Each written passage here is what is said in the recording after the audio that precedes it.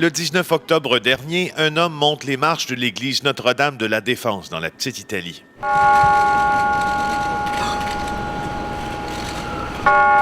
Cette fois-ci, ce n'est pas pour assister à des funérailles mafieuses, bien au contraire. L'homme de 65 ans qui y entre a le cœur plus léger qu'à l'habitude, et pour cause, il célèbre le mariage de sa nièce, et surtout, la fin de sa sentence de 15 ans de prison. Cet homme, c'est Francesco Arcadi, l'ancien homme de confiance de la famille Rizzuto. Celui qu'on appelle Compare Frank est de retour. Il vient appuyer le clan sicilien qui, lui, est de retour en selle. La seule chose négative que j'ai à me dire, c'est Après la mort de Vito Rizzuto et 30 meurtres plus tard, les Siciliens ont réussi à se réapproprier le territoire. C'est l'avis de la police et c'est l'avis du monde interlope. Ceux-ci décrivent un nouveau front commun formé de Siciliens, de Hells Angels et de Calabrais, surnommé par certains le groupe des 5.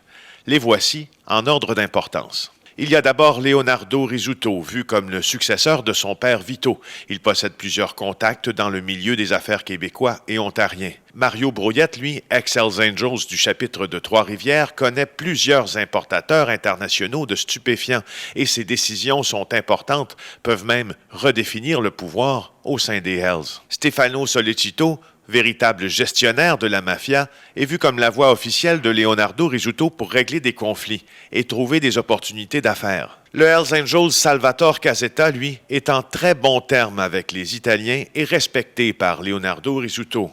Par contre, il est affaibli par la maladie.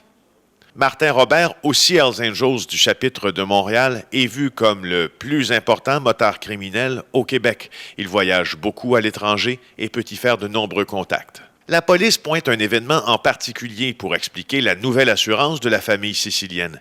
Le meurtre d'Andrea Scopa, tué d'une balle en plein visage en octobre dernier, alors qu'il se rendait à son entraînement matinal.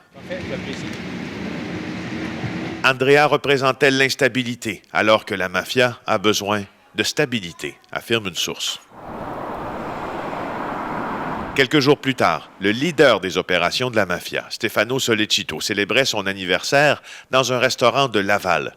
Outre sa cour habituelle, plusieurs membres de toutes les factions du crime organisé sont venus lui témoigner leur respect.